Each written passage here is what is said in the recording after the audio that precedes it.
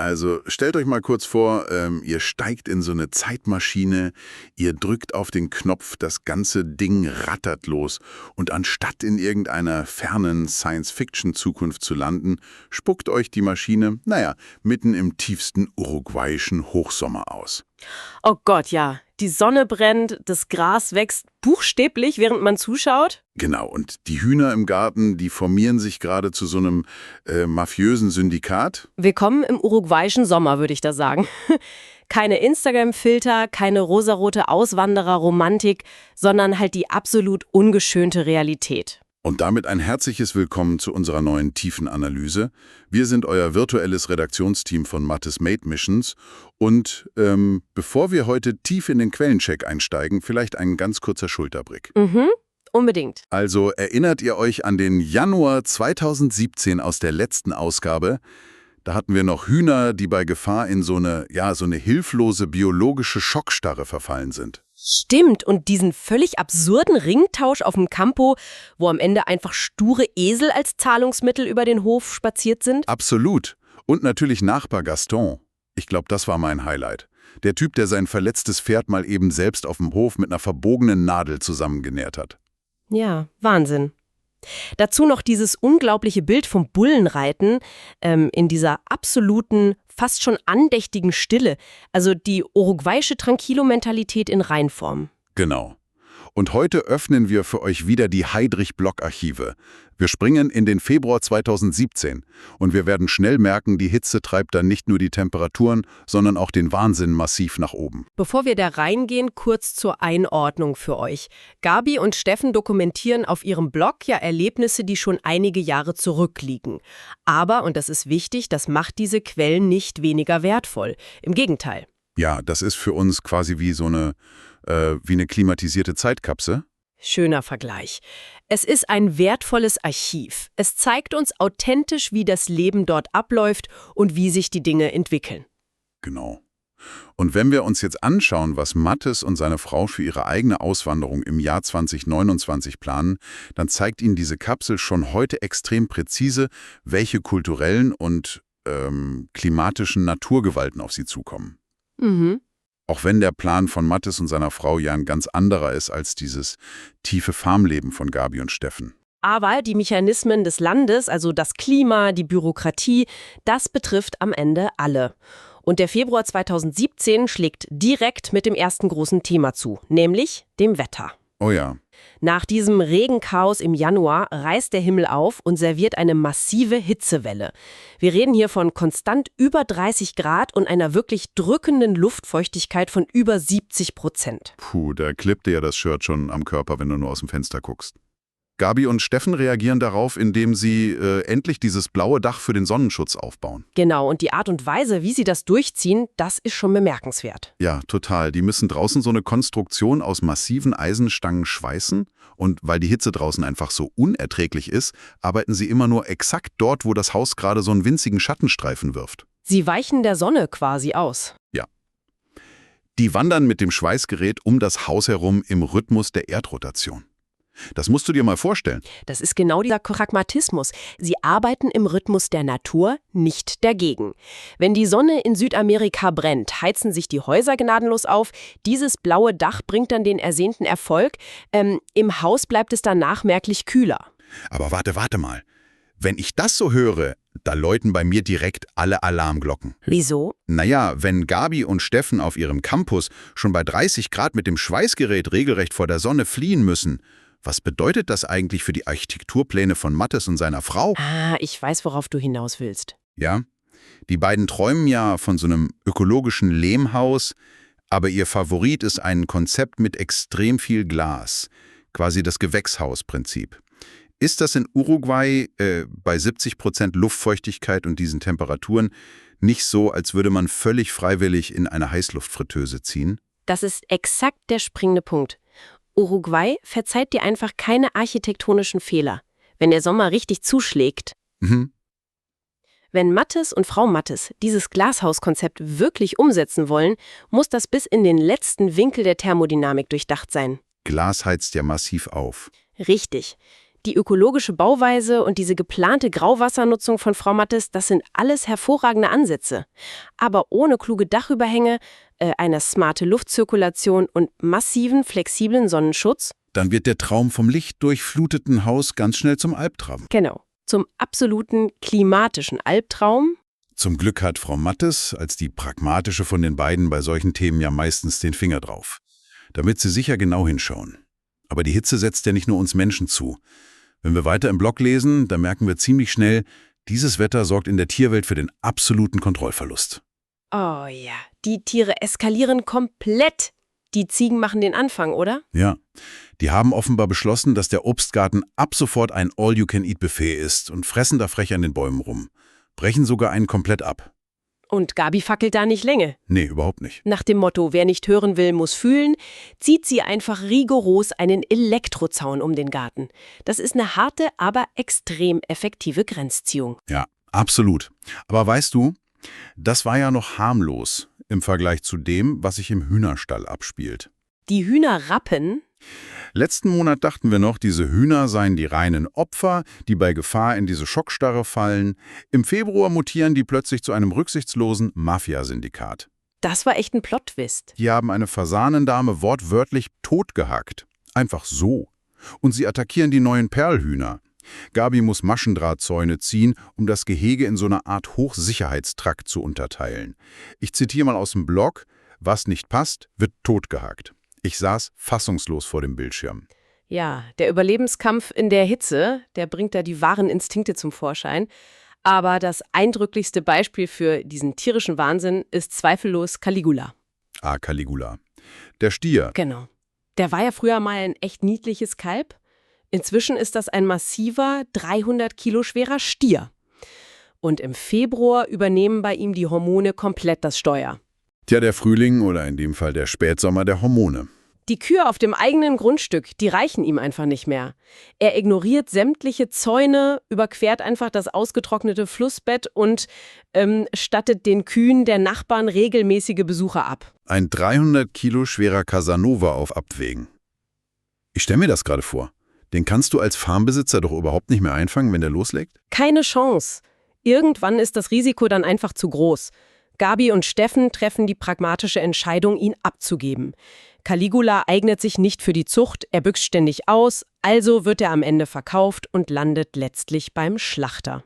Und da habe ich mich beim Lesen sofort gefragt, warum schlachten sie den eigentlich nicht selbst? Die beiden machen doch sonst wirklich alles auf der Farm in kompletter Eigenregie. Sehr gute Frage.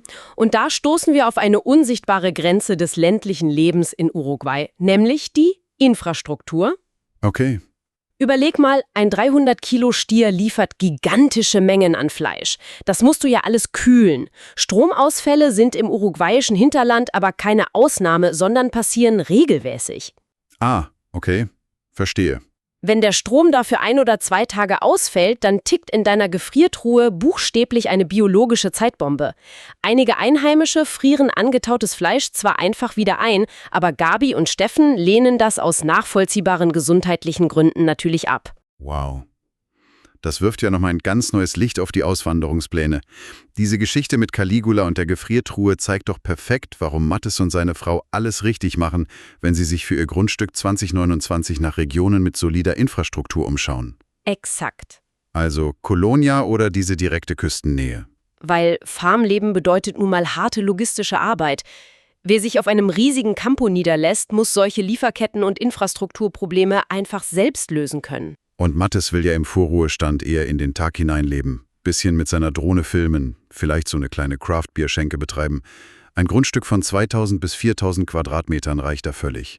Da sind ihre 3 Hauskatzen, also Smokey, Gossip und Yellowbelly, definitiv die bessere Wahl als so ein liebestoller Stier, der durch Flüsse rennt. Und körperlich ist diese Entscheidung ohnehin klüger. Denn wer bei über 30 Grad Elektrozäune baut und Stiere jagt, bei dem streikt irgendwann die eigene Physis. Das stimmt. Steffen erwischt es im Februar richtig hart. Ein massiver Hexenschuss zwingt ihn komplett in die Knie. Die Schmerzen werden unerträglich, die Hausapotheke gibt auch nichts mehr her. Er muss ins Krankenhaus. Und ganz ehrlich, da musste ich beim Lesen fast laut lachen. Wisst ihr, wer Steffen ins Krankenhaus fährt? Nachbar Gaston. Tja, das ist großartig. Derselbe Typ, der im Januar noch die moderne Tiermedizin boykottiert hat, um sein Pferd mit Nadel und Faden selbst zusammenzuflicken. Dieser Mann ist jetzt der rettende Uber-Fahrer, der Steffen in eine top-organisierte Klinik nach Tarariras bringt. 2 völlig absurde Welten in einem Pickup-Truck. Es ist ein fantastischer Kontrast. Aber Steffens Rückenprobleme zeigen halt auch, wie schnell man auf die Hilfe der Gemeinschaft angewiesen ist. Und die Erfahrung in der Klinik in Tarariras, die ist für alle künftigen Auswanderer wirklich pures Gold wert. Die harten Fakten lesen sich ja unglaublich. Gabi und Steffen zahlen für die staatliche Kasse gerade mal 15 € im Monat. Als Steffen im Krankenhaus ankommt, stellt sich heraus, dass er sich eigentlich vorher hätte registrieren müssen. Da erwartet man direkt das Schlimmste. Ja, ich dachte beim Lesen auch sofort, oh weh, jetzt kommt die große Bürokratiekeule. Aber stattdessen lächelt die Empfangsdame, tippt kurz auf der Tastatur rum und zack, er ist im System.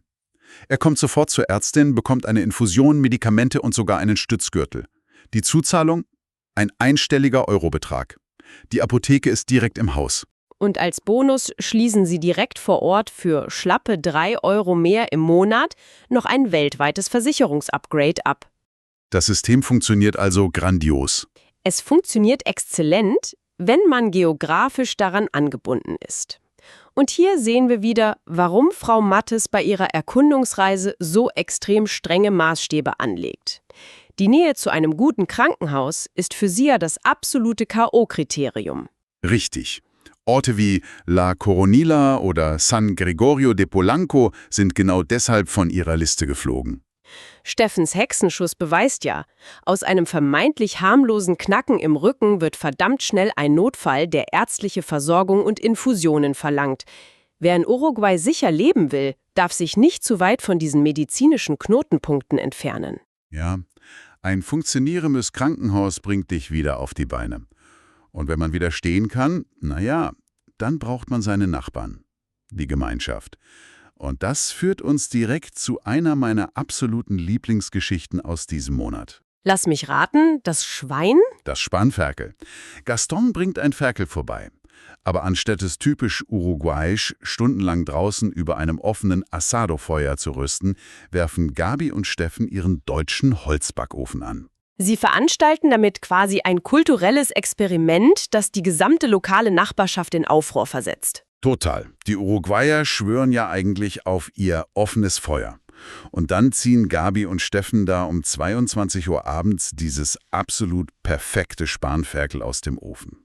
Die Kruste kracht, das Fleisch ist super saftig, keine Asche auf dem Teller, kein beißender Qualm in den Augen, keine schweißtreibende Wache am offenen Feuer. Die Einheimischen waren völlig fasziniert von dieser sauberen Backingenieurskunst. Das ist ein wunderbares Beispiel, weil viele Menschen verwechseln Integration bei einer Auswanderung ja mit Assimilation. Sie versuchen, die Einheimischen zu kopieren und machen es dann meistens unweigerlich schlechter. Ja, weil sie es nicht im Blut haben. Genau. Aber Gabi und Steffen beweisen hier, wahre Integration bedeutet Beitrag, nicht Imitation. Indem sie ihr eigenes handwerkliches Wissen, ihre Kultur in die lokale Asado-Tradition einbringen, passen sie sich nicht nur an, sie schaffen einen echten Mehrwert für die Gemeinschaft. Ein genialer Gedanke. Wenn wir das mal auf Mattes Vision von dieser kleinen Craft-Bierschenke übertragen, liegt genau da das eigentliche Erfolgsrezept. Mattes muss gar nicht erst versuchen, das uruguayische Nationalgetränk besser zu brauen als die Einheimischen. Er kann einfach sein europäisches Brau-Know-how mitbringen, einen tollen Ort der Begegnung schaffen und genau durch diesen Mix aus lokalem Vertrauen und handwerklichem Angebot soziale Wurzeln schlagen. So baut man echte Brücken. Weniger erfreulich sind dagegen die Brücken der globalisierten Logistik. Oh, hör mir auf. Die hellblaue uruguayische Post bietet im Februar nämlich ein echtes Nervenspiel. Wer in Uruguay ein Paket aus Deutschland empfangen will, braucht scheinbar einen Doktortitel in Geduld. Gabi und Steffen bekommen ein Paket gemeldet. Erstmal müssen sie $5 Gebühr online bezahlen. Willkommen im digitalen Zeitalter. Aber um überhaupt in dieses System reinzukommen, verlangt der Zollalgorithmus einen menschlichen Beweis. Die berüchtigten Captures. Ja. Die Aufgabe lautet ernsthaft: Kreuze alle Lebewesen an. Und auf den Bildern sehen wir einen Hund, ein Pferd, ein Haus und, Moment, einen Stuhl? Einen Stuhl? Stell dir das mal vor. Du sitzt auf deiner staubigen Farm im tiefsten Uruguay und musst einem Zollcomputer beweisen, dass ein Holzstuhl kein Lebewesen ist, nur damit du an dein Postpaket aus Deutschland kommst. Das ist doch Kafka im 21. Jahrhundert. Es zeigt halt perfekt die absurde Reibung zwischen dieser globalen Bürokratie und dem lokalen Alltag. Und das ist eine extrem elementare Information für Mattes und Frau Mattes. Wir wissen ja aus ihren Planungen, dass der Containerumzug nach Uruguay eine ihrer größten Sorgen ist. Ja, wegen der undurchsichtigen Kosten und diesen ganzen Zollverhandlungen. Richtig. Wenn schon ein simples kleines Postpaket solche philosophischen Hürden aufwirft, dann ist ihre intensive Recherche für diesen gigantischen Seefrachtcontainer mehr als berechtigt. Das kann man wohl sagen. Und während man sich mit dem Zoll digital noch irgendwie arrangieren kann, wartet draußen vor der Tür ein Gegner, mit dem man überhaupt nicht verhandeln kann. Die Natur. Wenn Steffen wegen seines Rückens flach liegt, nimmt die uruguayische Natur keinen einzigen Tag unbezahlten Urlaub. Nach einem Regenguss wächst das Gras dort 10 Zentimeter am Tag. 10 Zentimeter am Tag, da sprießt der Dschungel ja buchstäblich vor deinen Augen. Wenn du da nicht jeden Tag mähst, hat dein Rasenmäher eine Woche später keine Chance mehr. Das wird bei der Hitze und Feuchtigkeit zu einem echten Vollzeitjob. Und als ob das wuchernde Gras nicht reicht, taucht noch eine biblische Käferplage auf. Die armen Rosen. Gabi und Steffen hatten wunderschöne, duftende Rosenbüsche gepflanzt. In einer einzigen Nacht- und Nebelaktion fallen da riesige Käferschwärme ein und fressen die Büsche restlos kahl. Am nächsten Morgen ragen da wirklich nur noch nackte Astgerippe in den Himmel. Über Nacht. Diese enorme Fruchtbarkeit des Landes ist halt ein zweischneidiges Schwert. Ja, die Spätsommerernte explodiert förmlich. Sie ernten Feigen, Zucchini, Tomaten, Pfirsiche im Überfluss. Das ist traumhaft. Aber diese Fülle fordert eben auch eine permanente, gnadenlose Pflege. Man sollte ja eigentlich meinen, auf so einer Farm hat man wenigstens tierische Unterstützung. Einen scharfen Wachhund zum Beispiel, der zumindest mal die ungebetenen Gäste fernhält. Ah, der Hund von Gabi und Steffen ist da ein ganz besonderer Fall. Ich liebe diesen Hund. Der ist im Grunde ein mitteleuropäischer Frührentner, der einfach versehentlich im Körper eines uruguayischen Farmhundes wiedergeboren wurde. Er hat Angst vor Hühnern. Ja, er lässt sich von Hühnern in die Flucht schlagen. Und bei Regen quetscht er sich jaulend unter den deutschen Holzbackofen. Und wenn du ihm ein Stöckchen wirfst, guckt er dich nur völlig verständnislos an nach dem Motto: Wirf den Stock ruhig weg, aber hol ihn dir gefälligst selbst zurück. Herrlich. Als Wachhund auf dem Campo völlig nutzlos. Ein super Schmusehund, ja. Aber für die Wildnis absolut ungeeignet. Ein wunderbares Detail, aber es rundet das große Bild eigentlich perfekt ab. Das wuchernde Gras, die verheerenden Käfer, die mafiösen Hühner, all das festigt doch die Erkenntnis für unseren Namensgeber. Auf 2000 Quadratmetern kannst du einen Garten vielleicht noch kontrollieren. Auf zig Hektar kontrolliert der Garten am Ende dich. Das ist ein fantastisches Resümee für unsere heutige Mission. Der Februar 2017 hat uns wirklich eindrucksvoll gezeigt, wer nach Uruguay geht, braucht massive Flexibilität im Kopf und im Rücken. Man muss sein Dach nach der Sonne ausrichten, Elektrozäune gegen verfressene Ziegen bauen, dem Zoll erklären, was ein Stuhl ist und diese explodierende Natur irgendwie im Zaum halten. Aber belohnt wird man dafür mit einer wahnsinnig offenen Gemeinschaft am Holzofen, medizinischer Sicherheit, wenn man richtig plant, und einer Lebensqualität, die man sich zwar hart, aber ehrlich erarbeitet. Unser tief empfundener Respekt geht an der Stelle nochmal raus an Gabi und Steffen, die diese Erfahrungen im Heidrich-Blog so toll und transparent machen. Dem kann ich mich nur anschließen. Ein riesiges Dankeschön an die beiden. Und jetzt, liebe Community, seid ihr gefragt. Ab in die Kommentare. Wie hättet ihr reagiert? Wärt ihr beim Spanferkel im Team Deutscher Holzofen oder schwört ihr auf das offene uruguayische Asado-Feuer? Oh, da bin ich gespannt. Und ganz ehrlich, was würdet ihr tun, wenn euer Farmhund panisch vor einem Huhn flüchtet? Schreibt es uns in die Kommentare. Wir diskutieren da immer wahnsinnig gerne mit euch. Und in der nächsten Redaktionsausgabe solltet ihr euch auf jeden Fall anschnallen. Wir knöpfen uns dann den März 2017 vor. Oh ja. Es wird wild. Wir lösen das Rätsel um mysteriöse Eierdiebe. Wir klären, warum ein Angestellter plötzlich absolut keine Lust mehr hat zu arbeiten. Und es wird im wahrsten Sinne des Wortes feurig. Die Zeit der großen Brände auf dem Campo beginnt. Das klingt nach echtem Thriller-Material. Damit verabschieden wir uns für heute. Eine dicke, gut gelaunte Umarmung vom gesamten virtuellen Redaktionsteam von Mattes Mete Missionen. Macht's gut. Und bevor ihr abschaltet, nehmt diesen Gedanken heute mal noch mit. Egal, ob es jetzt der Wahnsinn beim Zoll ist, Käfer, die eure Rosen fressen oder Hühner, die die Macht übernehmen. All das wirft eine viel tiefere Frage auf. In unserer modernen Welt sind wir es ja gewohnt, unsere Umgebung komplett zu kontrollieren. Also Klimaanlagen, Lieferdienste, smarte Rasenmäher. Uruguay entzieht dir diese Kontrollillusion aber komplett. Wenn man auswandert, muss man sich also echt ehrlich fragen, suche ich nur ein neues Stück Land zum Kontrollieren oder bin ich bereit, mich von diesem Land formen zu lassen? Denk mal drüber nach, bleib neugierig.